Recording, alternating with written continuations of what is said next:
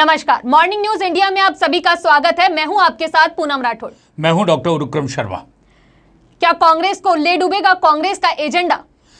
कांग्रेस को एजेंडा डूबे या नहीं डूबे, लेकिन कांग्रेस को अब बजरंग दल और बजरंग बली ले डूबेंगे। बिल्कुल, कांग्रेस ने जिस तरीके से अपने घोषणा पत्र में बजरंग दल को पीएफआई के साथ में जोड़ा है, उसके बाद में कांग्रेस की नैया डूबती हुई नजर आ रही है। कांग्रेस अब तक बिल्कुल सर्वे के मुकाबले कांग्रेस वहां काफी भारी नजर आ रही थी, लेकिन एक बजरंग दल पर बैन की जो बात करी है और पीएफआई से जो तुलना करी है, उसको लेकर भारतीय जनता पार्टी ने यह मुद्दा उठा लिया है। बजरंग दल पर किए गए प्रहार के बाद में बजरंग दल के वीडियो भी सामने आ रहे हैं, जिसमें बयान जारी करते हुए बजरंग दल के नेताओं ने कहा है कि कांग्रेस को वे देख लेंगे, यानी कि राजनीति में अब वो कूदने वाले हैं। बजरंग दल जिस दिन कूदेगा उस दिन कूदेगा, लेकिन ये तो बात मान के चलिए, प्रधानमंत्री नरेंद्र मोदी ने आज कर्नाटक में जो सभाएं हुई और कल जो सभाएं हुई थी, उसको देखकर अंदाजा लगाया जा सकता है अब भारतीय जनता पार्टी का रुख क्या है। भारतीय जनता पार्टी ने इस मुद्दे को पूरी तरीके से अपने हाथ में ले लिया है और एक इशू बना दिया है पूरी तरीके से, और साफ तौर पर कहा है कि कर्नाटक है बजरंग बली की भूमि और बजरंग बली पर ये कांग्रेस वाले प्रतिबंध लगाना चाहते हैं, बजरंग बली बोलने पर प्रतिबंध लगाना चाहते हैं। पहले इसी कांग्रेस ने राम को तालों में बंद किया और अब बजरंग बली का नंबर लेके आ रहे हैं। यानी कुल मिला के पूरा मुद्दा धार्मिक तरीके से लोगों की भावनाओं से जोड़ दिया गया है। कांग्रेस अपने ही बयानों में घिर चुकी है, क्योंकि कांग्रेस ने जिस तरीके से बजरंग दल पर प्रहार किया है, उसके ऊपर लगातार माहौल गर्माता जा रहा है और राजनीति में नेताओं के तीखे तेवर भी सामने आ रहे हैं और बयानबाजी का दौर जारी है। कांग्रेस के नेता साफ तौर पर कह रहे हैं, उन्होंने बजरंग बली पर कोई बात नहीं करी है, उन्होंने बात की है बजरंग दल पर। लेकिन भारतीय जनता पार्टी ने इस इशू को इस तरीके से घुमा दिया कि अब कांग्रेस के लिए बहुत मुश्किल हो गया कांग्रेस का ही घोषणा पत्र। बिल्कुल, घोषणा पत्र जारी होने के बाद में जिस तरीके से प्रधानमंत्री ने कहा है कि कांग्रेस का घोषणा पत्र झूठा है और जनता झूठे का साथ कभी नहीं देती। प्रधानमंत्री नरेंद्र मोदी ने इसे भ्रष्टाचार की गारंटी भी बताया है। बिल्कुल, जिस तरीके से बीजेपी ने अपना घोषणा पत्र जारी करने के बाद कहा है कि डबल इंजन की सरकार यदि चुनती है जनता, तो डबल इंजन की सरकार जनता का भविष्य सुधारने में बहुत सहायक रहेगी। वहीं कांग्रेस में प्रहार करेगी 40% कमीशन की सरकार को जनता दोबारा नहीं चुनेगी। जिस तरीके से कांग्रेस का घोषणा पत्र कांग्रेस को ले डूबेगा, उसी प्रकार अभी गहलोत ने भी वहां जाकर कई एजेंडे रखे थे, जिसके अंदर राजस्थान की योजनाओं को कर्नाटक में लागू करने की बात कही थी। लेकिन अब लगता है कि कांग्रेस का एजेंडा कांग्रेस को ले डूबने को पूरी तरीके से तैयार है।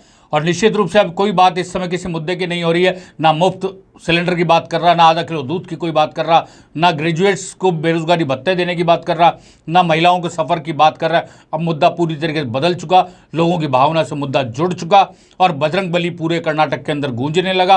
प्रधानमंत्री अपनी सभाओं की शुरुआत भी अब जय बजरंग बली करके करने की शुरू करी है और उन्होंने जनता से भी बजरंग बली के नारे लगवाए हैं, जयकारे लगवाए हैं और वो पूरा माहौल एक तरीके से बदलने की कोशिश की है।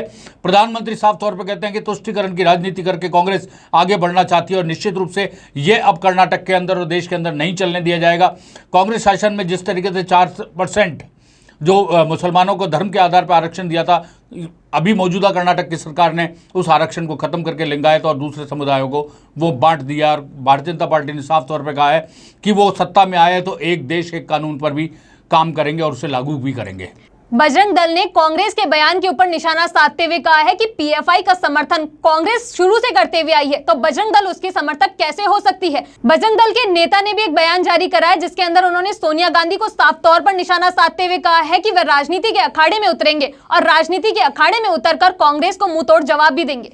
बजरंग दल पर जिस तरीके प्रतिबंध की बात की गई और पीएफआई से जो तुलना की गई, उसके विरोध के अंदर आज बजरंग दल के कार्यकर्ताओं ने हैदराबाद के अंदर जबरदस्त प्रदर्शन किया और पुलिस से उनकी झड़पें हुई। कांग्रेस का ये घोषणा पत्र कांग्रेस पर भारी पड़ता हुआ नजर आ रहा है, क्योंकि साफ तौर पर देखा जा रहा है कि कांग्रेस ने भाजपा को जीत सीधे सीधे उसकी झोली में सौंप दी है। निश्चित रूप से जब जब भारतीय जनता पार्टी पे उल्टे सीधे आरोप लगाए या नेगेटिव पब्लिसिटी का साथ लिया, तब तक कांग्रेस को नुकसान हुआ है। और यह गुजरात के चुनाव में जिस तरीके से मणिशंकर अय्यर ने प्रधानमंत्री नरेंद्र मोदी के लिए नीच शब्द का प्रयोग किया, उसके बाद में मौत के सौदागर सोनिया गांधी के द्वारा कहा गया, उसके बाद में अभी हाल ही राष्ट्रीय अध्यक्ष खड़गे ने मल्लिकार्जुन खड़गे ने साफ तौर पर मुख्य प्रधानमंत्री नरेंद्र मोदी को जहरीला सांप बताया और साफ तौर पर कहा कि ये जहरीला है, यानी इसको जो भी चखेगा वो मर जाएगा। यहाँ भी बात नहीं रुकी। उसके बाद में मल्लिकार्जुन खड़गे के जो बेटे हैं नवाब साहब, उन्होंने भी 2 कदम आगे चले और प्रधानमंत्री नरेंद्र मोदी को नालायक बेटा कह डाला। जब जब भी कांग्रेस ने इस तरीके के आरोप प्रधानमंत्री नरेंद्र मोदी पर लगाए हैं, तब तक कांग्रेस को शिकस्त का सामना करना पड़ा है। और यही परिदृश्य यदि देखते हैं तो कर्नाटक के अंदर भी काफ़ी मुश्किलों का सामना कांग्रेस को अब करना पड़ सकता है।